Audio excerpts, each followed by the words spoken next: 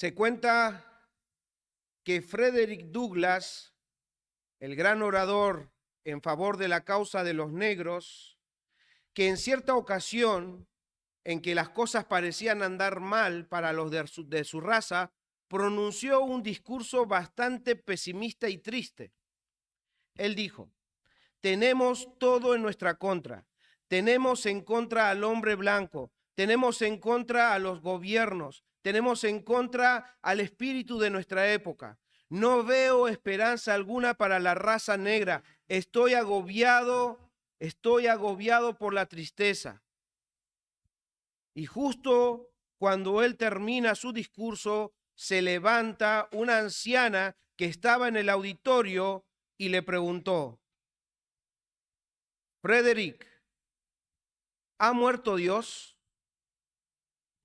Hermanos, esta es una buena pregunta, esta introducción la uso para que podamos nosotros introducirnos al relato del que vamos a ver hoy. Y es una muy buena pregunta que esta señora le hace a Frederick en esa ocasión, porque es la misma pregunta que nosotros debemos responder en nuestras vidas. Y más aún en momentos de aflicción y de pruebas, porque en esos momentos es cuando nuestro ser, hermanos, en esos momentos en nuestro ser se agobian por el dolor, por la tristeza, y somos tentados a pensar que Dios no está con nosotros. Son en esos momentos que pensamos y nos queremos convencer, o nuestra mente quiere convencernos de que Dios nos ha abandonado, o peor aún, que Dios no existe. Hermanos, son en esos momentos donde los cristianos libramos la verdadera batalla. Son en esos momentos donde nuestra mente y nuestro ser, nuestro corazón, tiene que responder: ¿ha muerto Dios? El domingo pasado vimos que el pueblo de Israel, en estas guerras que Josué nos está relatando, el pueblo estaba en gran desventaja. Por donde lo viéramos, eran superados por esta nueva gran coalición de reyes y una multitud de gente, caballos y carros de guerra. Y he dicho que humanamente no podían los israelitas vencer. Era una misión imposible para ellos. Y también decía que la fe de Josué y de los hombres de guerra de Israel fue puesto a prueba. Y vimos cómo en el relato anterior, en la primera parte de este relato, vimos cómo para Josué y para estos hombres Dios no estaba muerto. Dios no estaba muerto. Él les dio la victoria, Él les dio la promesa de acompañarlos. Él estaba ahí. Y lo que en ese momento, al ver toda esa multitud de gente, parecía tan imposible tener que vencer, este Dios vivo y verdadero les dio la victoria. Con Dios fue posible. Y entendíamos que cuanto más grande es el adversario y más chiquito y más débil sea el pueblo de Dios, es más visible el poder, la providencia y la grandeza de nuestro Dios. Hoy vamos a continuar con lo que he titulado la semana pasada: con Dios todo es posible. Esta es la segunda parte y vamos a terminar el capítulo 11 hoy. Hermanos, el domingo pasado hablamos acerca del propósito del autor, tanto humano como divino, y cómo nosotros llegamos a los propósitos, cómo sabemos, podemos más o menos interpretar la intención del autor, porque esto no es imaginación, esto es una tarea de exégesis, es una tarea de leer y leer y leer, y cuando empezamos a ver repeticiones, nos está diciendo qué es lo que el autor está queriendo mostrarnos y qué es lo que el autor divino y humano está queriendo que sus lectores vean. Y vimos que el autor humano y divino tenían una intención, y esa intención era que sus lectores alimentaran su fe por medio de estas historias. Obviamente en ese momento estaba destinado para el pueblo de Israel. O sea, los israelitas debían aumentar o alimentar su fe. Pero obviamente la escritura nos llegó a nosotros y no solamente a los israelitas. O sea, que los lectores, ya sean judíos o gentiles, por medio de estas historias deben conocer, reconocer al Dios que cumple sus promesas. Y que puedan recordar que así que en el pasado hubieron hombres y mujeres que ejercitaron su fe, le creyeron a Dios y experimentaron el poder y la cercanía de su Dios. Así se fue escrito. Ahí lo podemos ver en todo lo que nosotros venimos viendo. Entonces, los lectores van a decir, wow, Dios estaba con ellos. Dios estaba con ellos. Entonces deben pensar, Dios también está con nosotros. Esa era la intención del autor. Pero continuando con este relato, el primer punto que nosotros vamos a ver en esta mañana es que el Señor da fuerzas y la perseverancia a los que confían en Él. Dios da fuerzas y perseverancia a los que confían en Él, y ese es el primer punto que vamos a ver en estos versículos. Voy a leer nuevamente desde el versículo 15 al 18 para conectar de lo que veníamos hablando la semana pasada, de la manera, dice así, versículo 15, de la manera que Jehová lo había mandado a Moisés, su siervo, así Moisés lo mandó a Josué. Y así Josué lo hizo, sin quitar palabra de todo lo que Jehová había mandado a Moisés. Tomó pues Josué toda aquella tierra, las montañas, todo el Negev, toda la tierra de Gosén, los llanos de Arabá, las montañas de Israel y sus valles, desde el monte Alac que sube hacia Seir hasta Baal-Gad en la llanura del Líbano, a la falda del monte Hermón. Tomó asimismo a todos sus reyes y los hirió y mató. Por mucho tiempo tuvo guerra Josué con estos reyes. Obviamente, hermanos, nosotros no conocemos la geografía de estos lugares. Nosotros tendríamos que ir a una enciclopedia, a un lugar, y pueden hacerlo si quieren, las conquistas, qué es lo que conquistó Josué, y ustedes van a ver todo lo que Josué conquistó en ese momento con la ayuda del Señor. Entonces, nosotros no lo conocemos, no conocemos la geografía, pero nos relata ciertos lugares para que nosotros podamos dimensionar todo lo que Dios había hecho. Pero más allá de los lugares, estos versículos quiere darnos un resumen de todo lo que el Señor entregó en manos de Israel y cómo ellos la conquistaron. Uno tras otro, nos está como que el autor está intentando, en nuestro término ahora, como para entenderlo nosotros, es como si no sé si alguna vez escucharon que hay avionetas que hacen que, bueno, se suban obviamente las personas y que den todo un vistazo de todo lo que es el lugar donde viven. Imagínense un dron en nuestros días también. ¿Qué hace el dron? Hace que nosotros veamos desde lo más alto todo un panorama completo de lo que por ahí no vemos así a la vista estando en tierra. Entonces, el hermano o el autor de esta carta, de este libro, nos está intentando mostrar una visión, que tengamos una visión panorámica de toda la extensión de la tierra, tanto desde el norte hasta el sur. Todo eso había pasado al dominio de los israelitas. Acuérdense que en la primera etapa había conquistado parte del sur y del centro de Canaán, y ahora estaban conquistando el norte, y estos relatos nos muestran con esos nombres para que nosotros podamos identificar cómo tanto el sur y el norte y el centro habían sido tomados por Israel. Estaba pasando al dominio de los israelitas. Pero incluso más allá de mostrarnos la extensión de las tierras, que si bien era mucha, hermanos, el autor quiere que veamos que lo que parecía imposible, él lo estaba haciendo posible. Acuérdense que este mismo pueblo no cruzó años antes porque creían que esa tarea que Dios les estaba encomendando era imposible. Y por haber dudado, por no haber creído en el Señor, vagaron en el desierto por muchos años. Y ahora estos están viendo que con Dios era posible. Josué y los israelitas, hermanos, derrotaron a sus enemigos, y el relato dice que ellos lo tomaron. ¿A quién? El territorio, y vencieron a quienes, a todos sus reyes, los hirió y los mató. O sea que esos enemigos, que eran muchos, fueron derrotados. Pero obviamente una batalla nunca es fácil. Cualquier batalla siempre tiene sus, digamos, sus trabas. Y una lectura rápida y superficial podría hacernos pensar que todo lo que está pasando en esta parte de la historia pasó en poco tiempo, porque ¿cuánto nos lleva leer esto? Nada, minutos, segundos.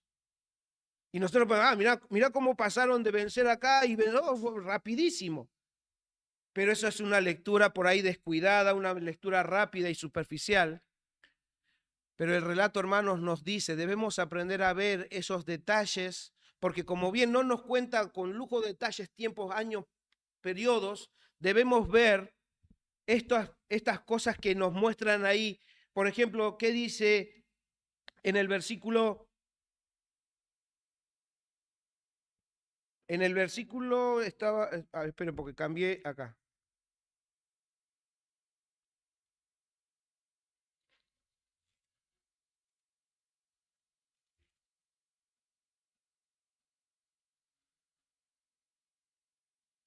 (18) Ahí nos da un detalle, que esto no fue rápido. Dice, por mucho tiempo tuvo guerra Josué con estos reyes, por mucho tiempo. Algunos teólogos e historiadores estiman que entre 6 a 7 años de guerras continuas. O sea, lo que nosotros leemos en segundos, esto llevó, hermanos, entre 6 a 7 años. No fue tan fácil y no fue tan pronto como nosotros lo leemos. La Biblia no nos da años. Solamente por ahí, entre los historiadores, aquellos que estudiaron más en profundidad la historia, pueden pensar en esto. Y yo digo, pero ¿por qué no nos muestra años? Porque posiblemente no sea tan importante. Pero lo que sí es importante es que nosotros notemos que en todo ese tiempo, ¿quién fortaleció y ayudó a perseverar en la lucha contra los enemigos? ¿Quién lo hizo? Dios. Dios les dio fuerzas. Y si fueron 7 años, como dicen los historiadores, esos 7 años fueron fortalecidos por Dios. ¿Quién les dio las fuerzas para perseverar? ¿Por qué perseveraron? Porque Dios estaba con ellos. No un minuto, no un segundo, sino todo ese tiempo. La dimensión que se imaginen, todo ese tiempo, pero no fue minutos, ni segundos, ni semanas, ni días. Fueron años. Por eso le digo, capaz no importa tanto la cantidad, sino que Dios estuvo en todos esos años fortaleciendo al pueblo, fortaleciendo a Josué. Y Josué y los hombres de guerra confiaron en Dios en todo ese tiempo. Ellos era una batalla continua, constante durante todo ese tiempo, pero ojo, hermanos, tampoco perdamos de vista algo muy importante, porque es verdad que Josué y los hombres de guerra fueron a la batalla. ¿Sí? Es verdad. ¿Quiénes estaban peleando? Los hombres de guerra junto a Josué. Pero no perdamos de vista a las mujeres. Sí, pero si no muestran ahí a las mujeres. No quiero decir que las mujeres estaban en la guerra. Es verdad que las mujeres estaban donde en el campamento junto a sus hijos, pero hermanos y hermanas, ellas también junto a sus hijos confiaron y pusieron su esperanza en Dios. En otras palabras, el autor nos está mostrando que no solamente Josué y los hombres de guerra confiaron, sino todo el pueblo, todos, tanto las mujeres que estaban en guerra. Imagínense en la época cuando los hombres del país de Argentina tuvieron que ir a la guerra. ¿Cómo habrán quedado sus hijos, sus esposas? O sea, aunque no estaban en la guerra, ellas debían estar atentas de lo que estaba pasando ahí. Ahora en nuestra época tenemos comunicados inmediatos. Imagínense en esa época. No tenían WhatsApp, no tenían noticieros que están transmitiendo en vivo, no tenían nada de eso. Y tenían que confiar en aquel Dios que lo dijo, vayan a la batalla. Y cuando se fueron a la guerra, así como leíamos hoy con Moisés, ¿quién lo mandó a ir a liberar al pueblo? El Señor. Y entonces, ellos cuando se iban a ir a la guerra, ¿qué le decían a sus esposas y a sus hijos? Familia, tenemos que ir a la guerra, tenemos que ir a poseer. ¿Pero por qué tienen que ir? Porque el Señor nos dio estas tierras y lo tenemos que poseer. Entonces, ellas también descansaban y tenían su esperanza en el Señor. Entonces, todo el pueblo está involucrado. No debemos perder de vista eso, hermanos. Ellos, hombres y mujeres, grandes y niños, confiaron que en todo ese tiempo, con toda esa extensión de tiempo, Dios iba a estar con ellos y ellos aprendieron a descansar en las promesas de Dios. Hombres y mujeres. Hermanos, la fe, en el caso de Josué, produjo valor, perseverancia y esperanza y dependencia en Dios en todos los asuntos.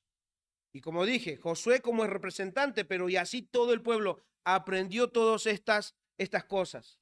Les dio valor, perseverancia, esperanza, dependencia en Dios en todos los asuntos que ellos debían vivir.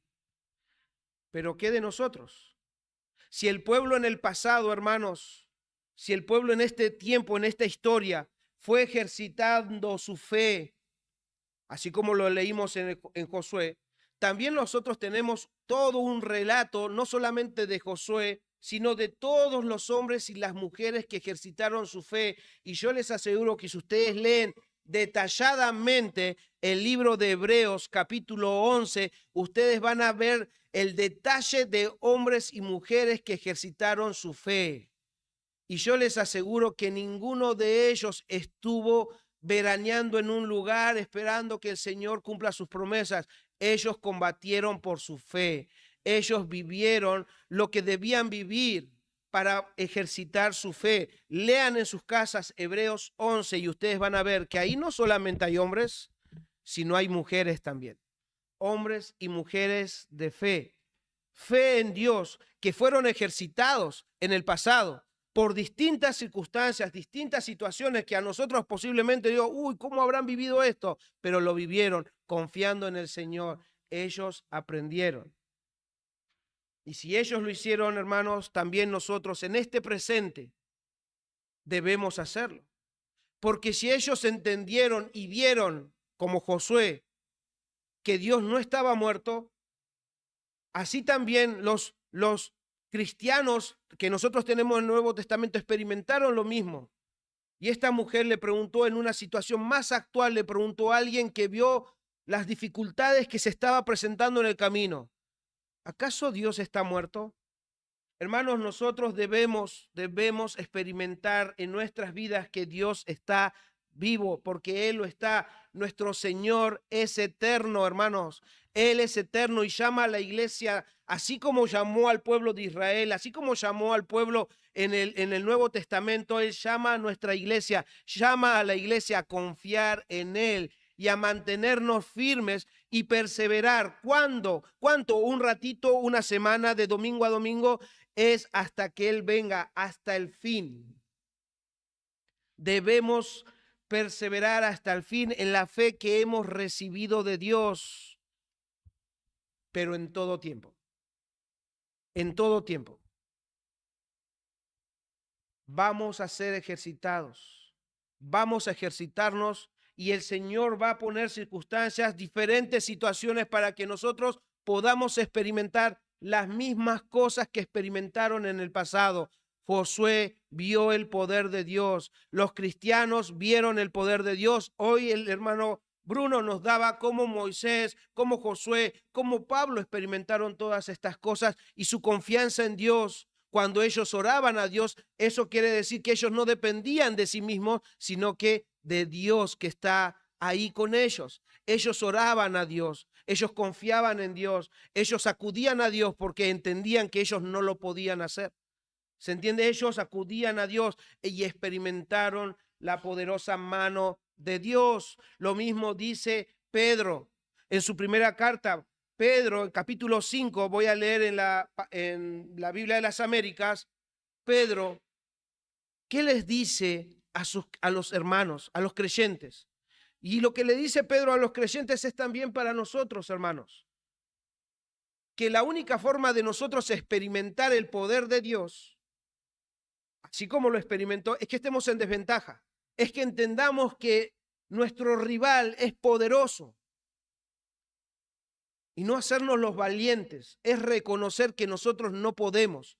Y cuando lo reconocemos, es donde nosotros vamos a ir a acudir a Dios. Solo tú puedes hacerlo, Señor. Y ahí es donde el pueblo experimenta el poder. Escuchen lo que Pedro le dice a los cristianos. Capítulo 5, versículos 6 al 9. Cristianos, hermanos, les está hablando a los hermanos y él les dice: humillaos, humillaos bajo ¿qué? Humillaos pues bajo la poderosa mano de Dios para que Él os exalte a su debido tiempo, echando toda vuestra ansiedad, o sea, echando todas vuestras preocupaciones, ¿no? Todos sus conflictos, todo lo que puedan ustedes ver en distintas traducciones, echando vuestras ansiedades sobre Él. ¿Por qué? Porque Él tiene cuidado de vosotros. Él cuida mejor de ustedes que ustedes mismos de ustedes. O sea, Él tiene mejor cuidado. Por eso es que debemos dejarnos cuidar por Dios y por su mano poderosa, porque su mano es poderosa, no la nuestra.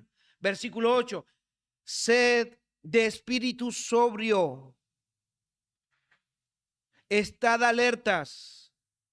Vuestro adversario, el diablo, anda al acecho como león rugiente buscando a quien devorar. O sea, reconozcan, hermanos, Él es como un león, Él es poderoso, Él está ahí al acecho buscando a ver a quién va a devorar. ¿Y cómo podemos nosotros entonces, si somos tan débiles, poder resistirlo? Y escuchen el versículo 9, pero resistirle firmes, porque ustedes son fuertes. Porque ustedes son hijos de Dios, porque eso es lo que está diciendo, los está automotivando a decir, yo tengo el poder para hacerlo. No, escuchen lo que dice: resistirle firmes en la fe.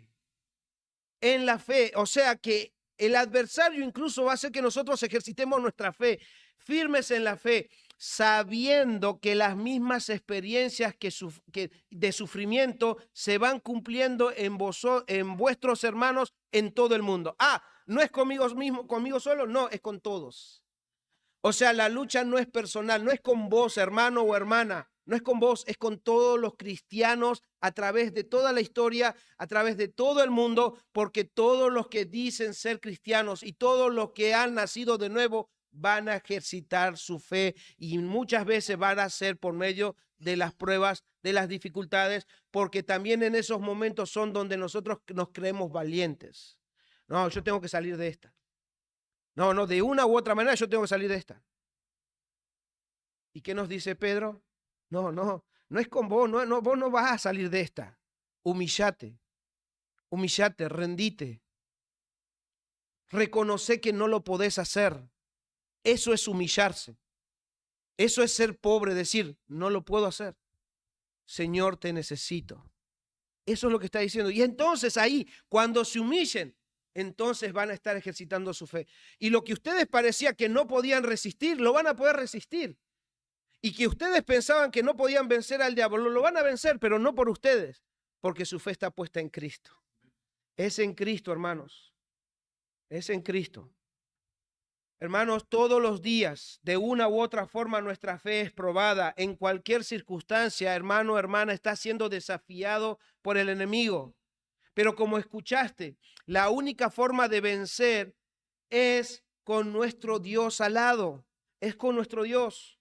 Eso significa que como hijo o hija de Dios, debes dejar el caso en las manos de Dios y esperar en Él. Echad vuestras ansiedades en Dios.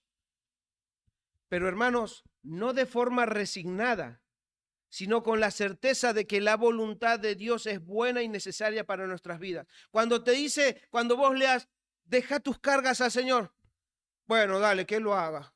No es así. Es con la convicción, se lo voy a dejar porque Él tiene cuidado de mí y de mejor manera, que su voluntad es mejor que mi propia voluntad. entonces es dejarle al Señor nuestras cargas, nuestras luchas, nuestras circunstancias, pero con la certeza de que su voluntad es mejor y que Él tiene mejor cuidado que nosotros mismos. Ahora bien, dejar o esperar, esperar o dejar tu causa a Dios, ¿qué significa dejar tu causa o esperar en Dios? Significa que cuando estés en situaciones en las cuales te encuentres, significa que ores a Dios,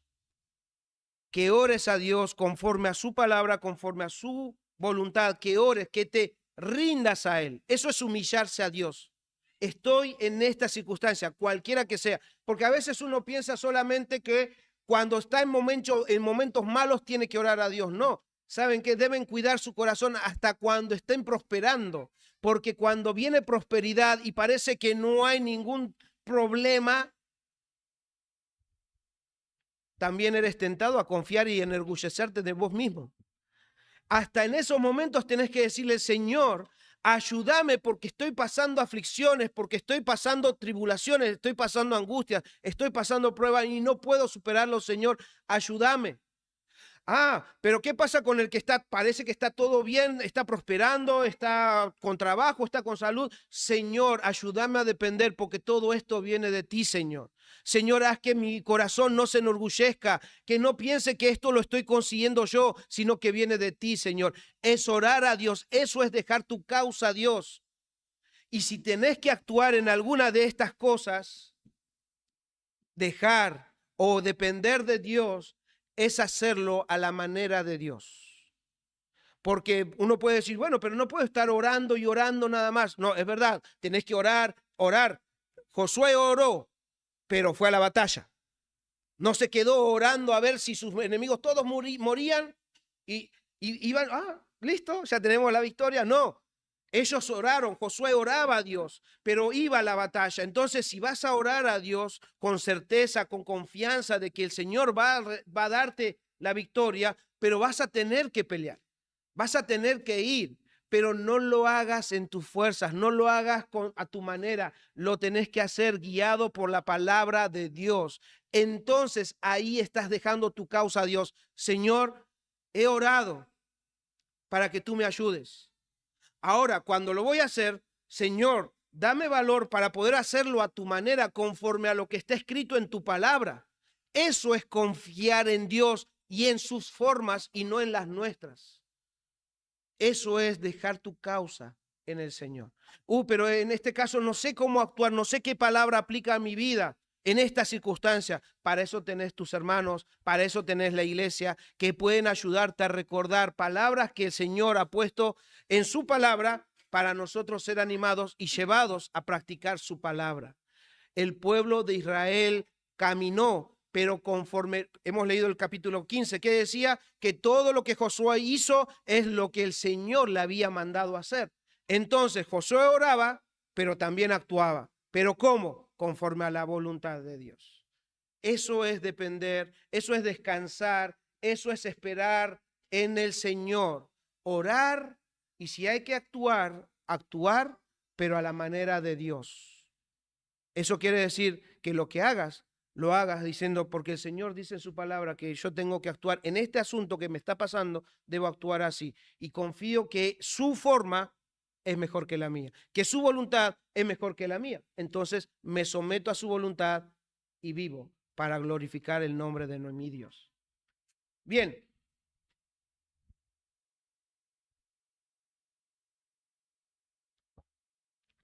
Entonces vimos que el Señor da fuerza y perseverancia a los que confían en Él. Pero también el relato nos muestra el segundo punto, que el Señor rechaza y endurece a los que lo rechazan. El Señor da fuerza, perseverancia a los que en Él confían. Pero hay otro equipo. El Señor rechaza y endurece a los que lo rechazan. Versículo 19 al 20 dice, no hubo ciudad que hiciese paz con los hijos de Israel, salvo los heveos que moraban en Gabaón. ¿Se acuerdan de los gabaonitas? Todo lo tomaron en guerra. porque esto vino de Jehová, que endurecía el corazón de ellos para que resistiesen con guerra a Israel, para destruirlos, y que no les fuese hecha misericordia, sino que fuesen desarraigados como Jehová lo había mandado a Moisés. Hermanos, esto es un relato que muchas veces puede chocar a nuestra mente, pero quiero hacerles una pregunta. Y en esto ustedes van a estar de acuerdo. ¿La salvación es del Señor? ¿La salvación viene de Dios o no? Pero por lo que vemos, también los juicios, la destrucción, también vienen del Señor. Como leímos, también la dureza del corazón de aquellos pueblos venía ¿de quién? Del Señor. Y a veces eso no lo queremos decir. La salvación viene del Señor, pero el endurecimiento del corazón, la destrucción y los juicios también vienen de este Dios. Y Él no cambia. Él sigue siendo el mismo Dios santo, amoroso, justo, cuando Él actúa de esta manera. Porque, hermanos, este relato no solamente nos muestra que la posesión de la tierra, y ¿cuál es el título de esta serie? Dios cumple sus promesas. Y vemos que Dios cumple sus promesas de salvación, pero también cumple sus promesas de condenación. Y eso también viene de Dios. Hermanos, todos estos reyes y sus habitantes, en vez de tener la misma actitud que los gabaonitas, que nosotros vimos que con su astucia y todo, ellos consiguieron hacer una alianza, fueron incluidos en el pueblo de Dios. ¿Pero por qué? Habíamos visto también eso. ¿Por qué ellos usaron de astucia y engañaron a los israelitas? Porque temieron. Porque temieron, y ese temor los llevó a rendirse. Y estos reyes, en vez de rendirse, en vez de tener la misma actitud que los gabaonitas, ellos decidieron pelear contra Israel y contra su Dios. Ellos no se rindieron. Los gabaonitas experimentaron la misericordia de Dios, pero este pueblo ya no iba a experimentar la misericordia de Dios porque ellos prefirieron pelear contra Dios.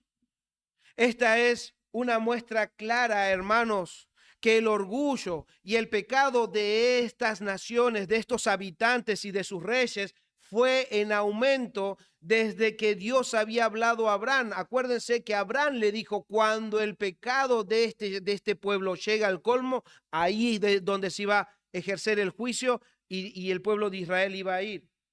Porque toda la práctica, si ustedes leen Deuteronomio, ustedes van a ver que todas las prácticas que para Dios es abominación, estos lo practicaban. Y entonces, si estos juicios se está pasando es porque ya habían pasado el límite de la paciencia de Dios y el juicio ahora debía caer sobre ellos.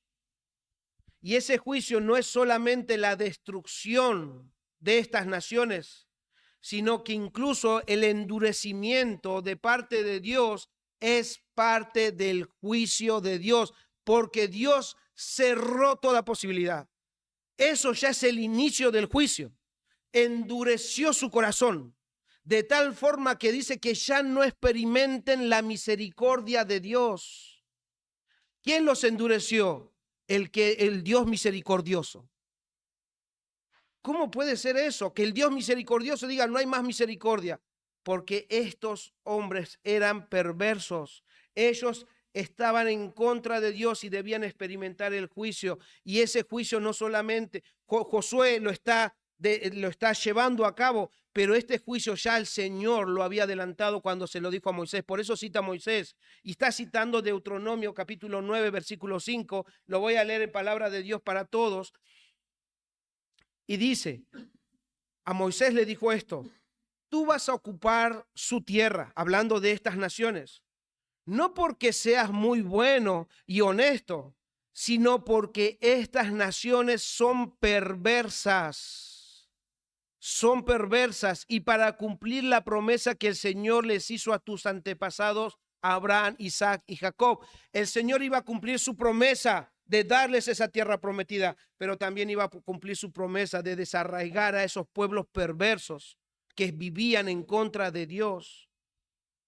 Hermanos, ya lo hemos visto, fueron muchos años, desde Abraham hasta este tiempo, fueron muchos años que Dios soportó con paciencia a estos habitantes, dándoles tiempo para arrepentirse. Hemos visto que Rahab se arrepintió, la familia de Rahab se arrepintieron y encontraron misericordia o no. Sí. Todos estos pueblos podían recibir misericordia del Señor. Sí. ¿No fue así con los ninivitas?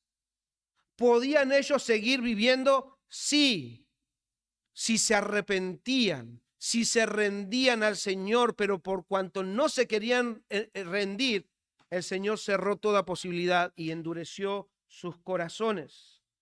Porque ellos, hermanos, aunque Dios les dio tanto tiempo de arrepentirse y de volverse a Dios, ellos prefirieron vivir en contra de Dios, seguir su camino como bien les parecía y seguir viviendo en sus perversidades.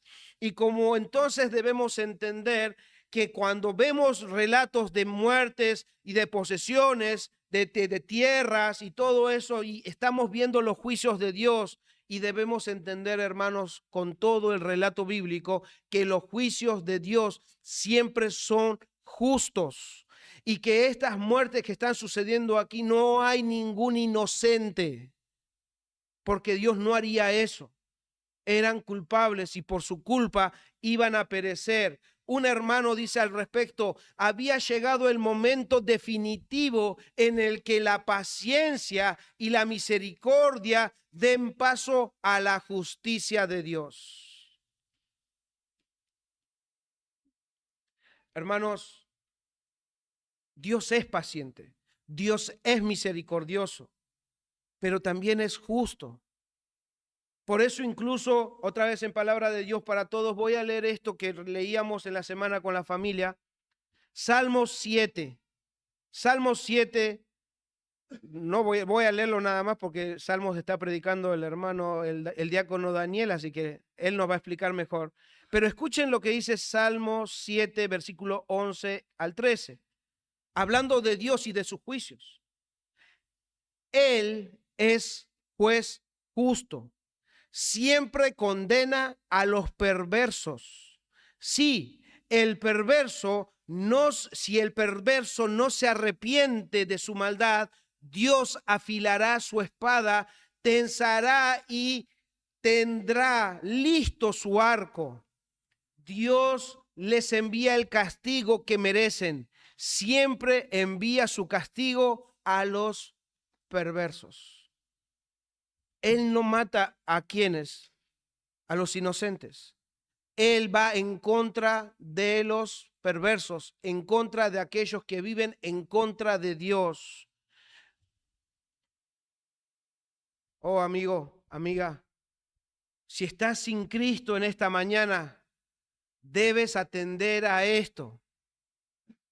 Debes atender a esto porque si no huyes de la ira venidera, vas a perecer, porque es verdad, hermanos y visitas y amigos y amigas, niños y grandes, es verdad que Dios es amor, es verdad que Dios es paciente, eso es verdad, nadie lo puede negar.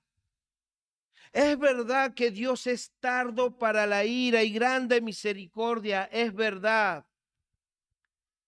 Pero también es verdad que Dios es fuego consumidor y no tomará por inocente al culpable. Eso también es verdad. Amigo, amiga, tus pecados te dicen que eres culpable. Tus mentiras, tus desobediencias, tus adulterios, tus robos, todo lo que estés viviendo son pecados. Y esos pecados te están diciendo a tu conciencia, y vos lo sabés.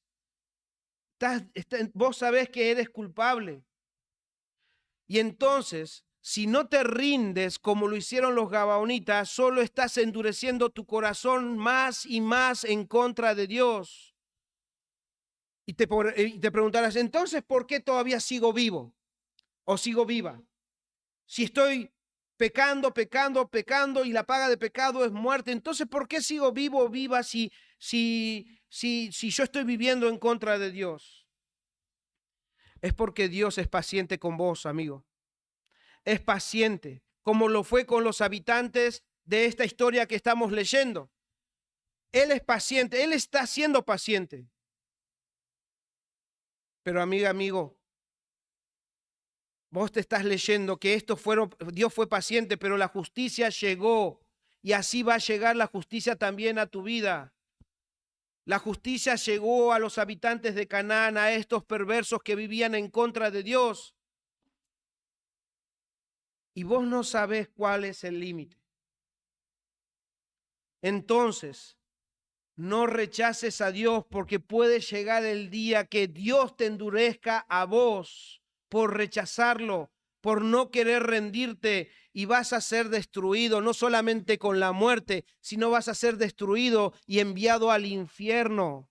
Por eso, amiga, debes temblar ante este Dios todopoderoso, porque si te arrepientes y te rindes a Él, amigo, amiga, niño grande, si dejas de rechazar a Dios y crees en Cristo como tu único Señor y Salvador, vas a experimentar lo mismo que experimentó Rahab, los gabaonitas. Vas a experimentar la verdad que Dios es misericordioso y bondadoso.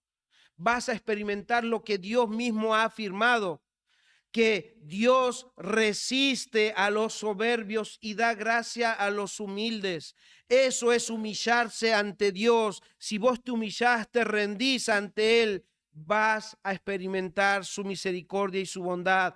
Si crees en Cristo Jesús y te arrepientes, vas a tener vida eterna y perdón de tus pecados, porque Dios así lo prometió. Y lo estás viendo en esta historia. Que Dios pueda guiar tu corazón, niño grande, a ver a Cristo como tu único Salvador.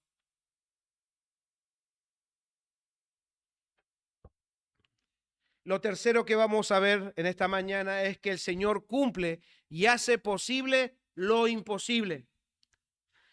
Ya el título de la serie tiene como el Dios que cumple sus promesas, pero nuevamente vamos a ver que Dios cumple con lo que Dios le promete al pueblo y hace posible lo imposible. Leamos versículos 21-22.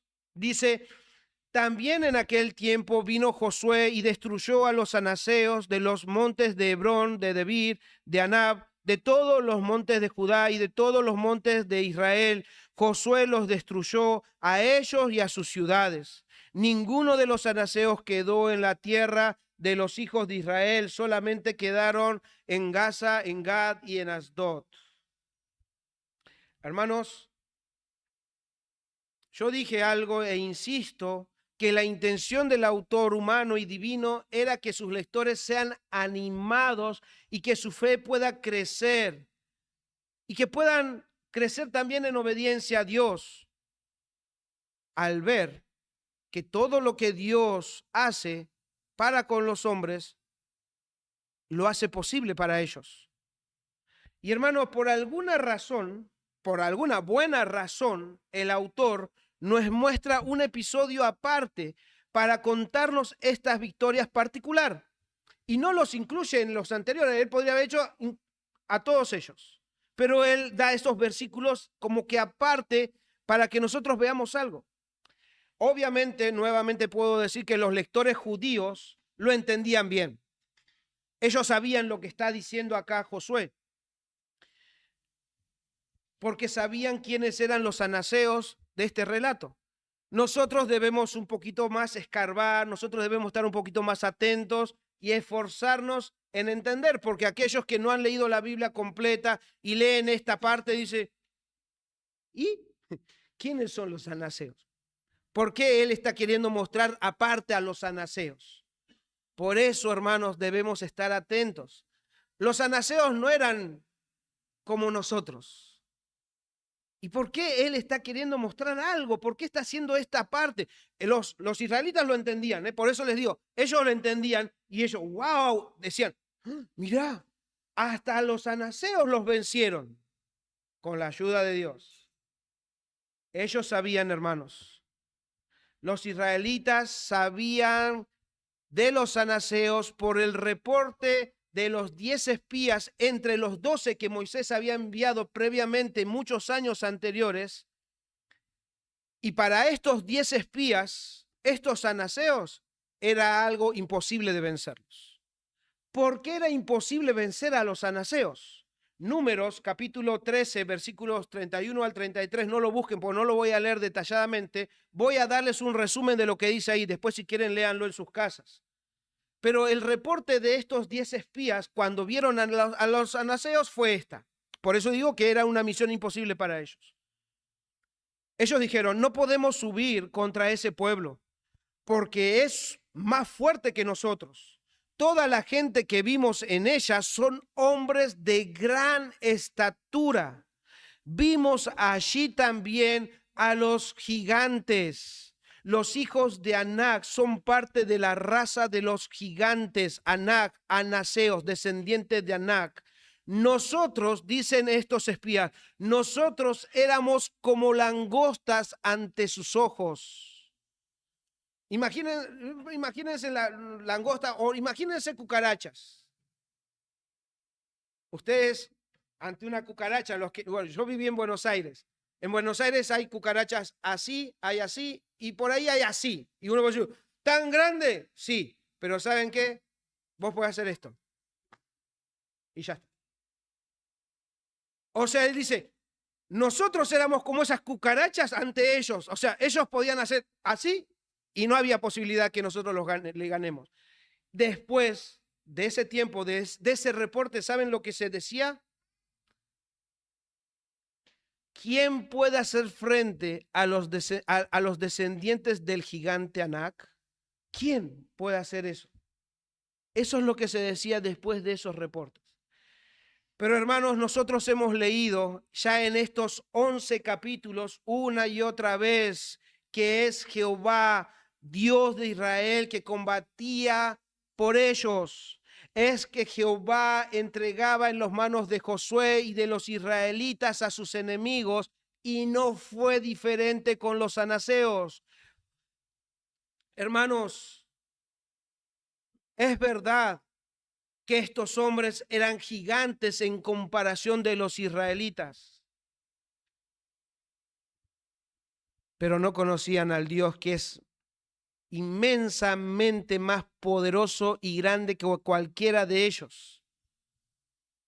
Estos hombres eran gigantes, eran arrogantes, pero Dios pudo vencerlos. Josué los destruyó porque tenía a Dios de su lado. Por eso fue posible. Fue posible con Dios.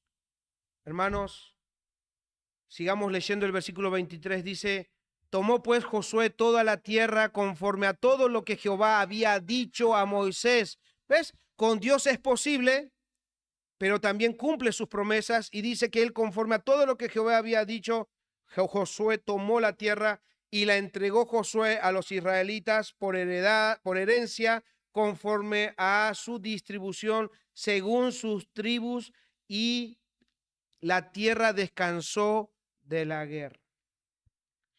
Hermanos, todo este relato nos muestra que las victorias de Israel sobre sus enemigos fue un cumplimiento de todo lo que Dios le había dicho a Moisés y todo lo que Dios había prometido a Abraham, a Isaac y a Jacob. Dios estaba cumpliendo sus promesas. Eso quiere decir que no lograron estas victorias por sus fuerzas, sino por la intervención divina. Fue Dios quien peleó por ellos. Hermanos, Dios siempre cumple sus promesas y así entregó como un regalo, como una herencia, dice a su pueblo, toda la tierra donde fluye leche y miel. Él lo entregó. ¿Dios cumplió su promesa? Sí. Y así termina esta primera parte de la historia de este libro. Después de muchos años de luchas constantes, tuvieron reposo. ¿Qué dice en el final? La tierra descansó de la guerra. Y entonces en los siguientes relatos que vamos a tener, vamos a ver cómo la distribución y la ocupación de estas tierras se fueron dando. Pero ¿qué aprendemos en este final del capítulo 11? Hermanos, Josué llevó a la tierra prometida al pueblo de Israel. Josué le creyó a Dios. Pero ¿qué de nosotros? ¿Qué del cristiano? Josué experimentó que Dios no está muerto, está vivo. ¿Qué de nosotros en nuestros días? Hermano, hermana, ¿Dios está muerto? Y debemos decir con todas nuestras fuerzas, no. No, porque Cristo vive. Cristo vive, nuestro Dios es real y tenemos una fe y una esperanza viva en Él. Así como Josué, hermanos, nuestro Señor es quien nos lleva a todos nosotros los cristianos de triunfo en triunfo. ¿Hasta cuándo? Hasta que podamos entrar a nuestro reposo eterno.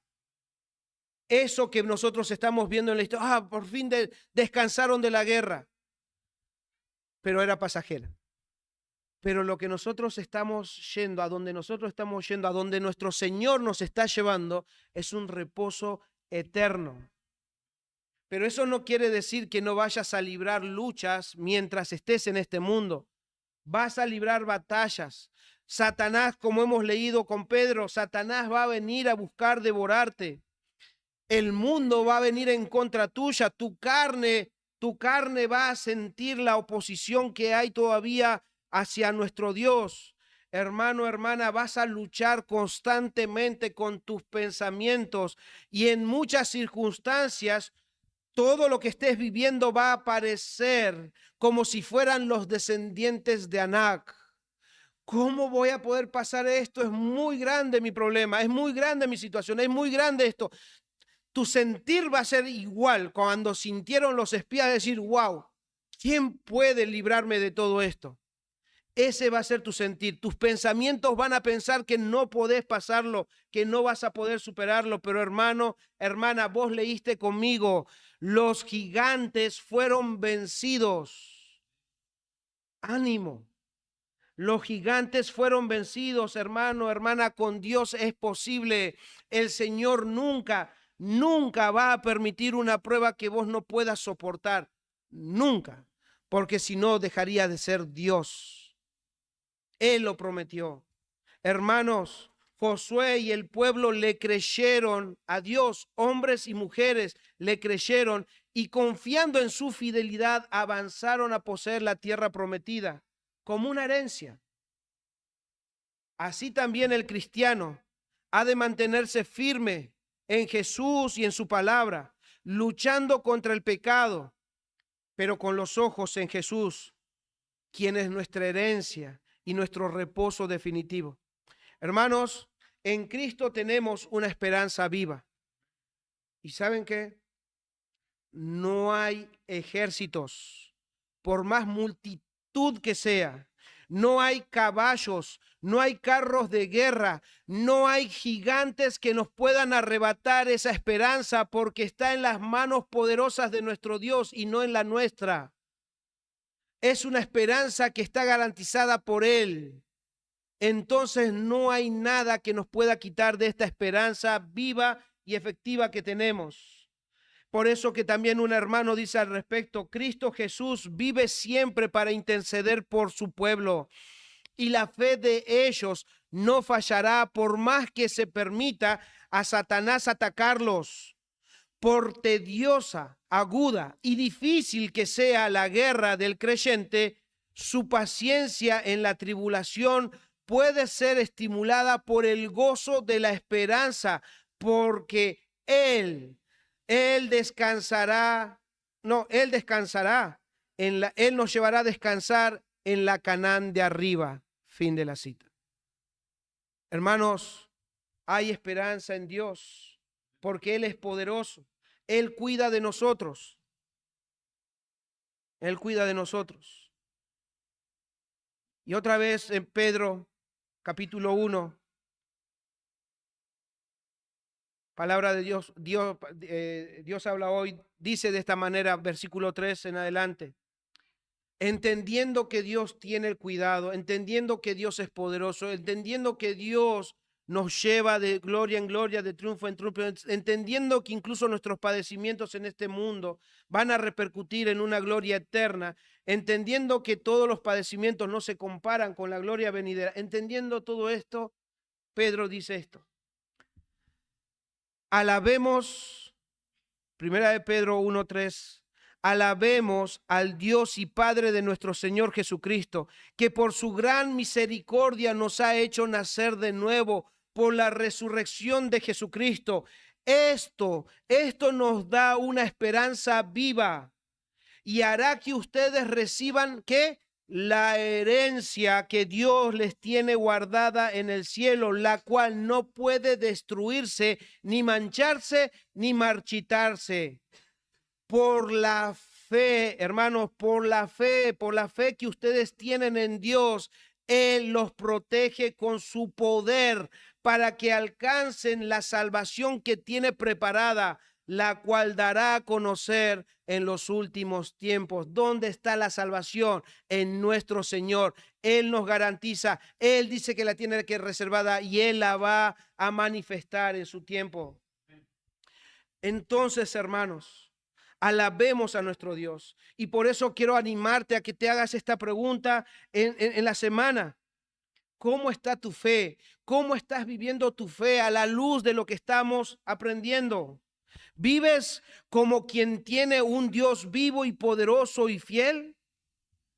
¿Así es como estás viviendo, hermano, hermana? ¿O como quien tiene un Dios muerto e inútil, de tal manera que al fin y al cabo lo tenés que hacer todo vos y a tu manera? Hermano, hermana, ¿ha muerto Dios? ¿Ha muerto Dios que tenés que estar haciéndolo vos? ¿Ha muerto Dios que lo tenés que hacer en tus fuerzas? ¿Ha muerto Dios que no puedes contar con Él?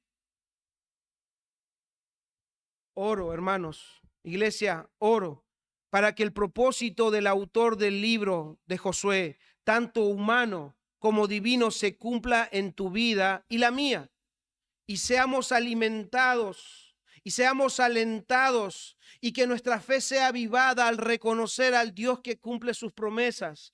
Que el Espíritu de Dios, hermanos, use esta historia para que conozcas más a tu Dios, para que te aferres más a sus promesas, y lo que experimentes en esta vida lo reconozcas, para que des gloria a Dios, porque todo viene de Él. Él es un Dios poderoso. Hoy leímos Éxodo.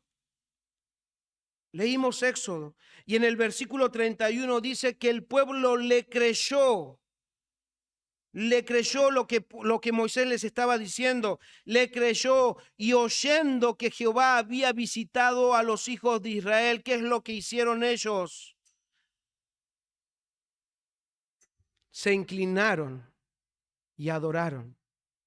Eso es cuando nosotros le creemos a nuestro Dios. Es por eso que, hermanos, hermanas, la historia nos cuenta que hubieron hombres y mujeres que le creyeron a Dios. Entonces les animo, y anímenme también a mí en las circunstancias que tengamos que vivir. Creámosle a Dios, creamos en Dios y en sus promesas. Porque ¿saben qué? Josué está en la historia, pero simplemente es una sombra de nuestro Señor Jesús. Nuestro Señor Jesús dijo: separados de mí, nada pueden hacer. Entonces, que le podamos creer. Porque puede ser que estemos haciendo muchas cosas separados de Él, a nuestra manera. Que le creamos a Él. Separados de Él nada podemos hacer. Entonces eso nos lleva a ¿qué? A rendirnos a Él, a buscar su consejo, a seguirle, a adorarle, a buscarle. Porque separados de Él nada podemos hacer.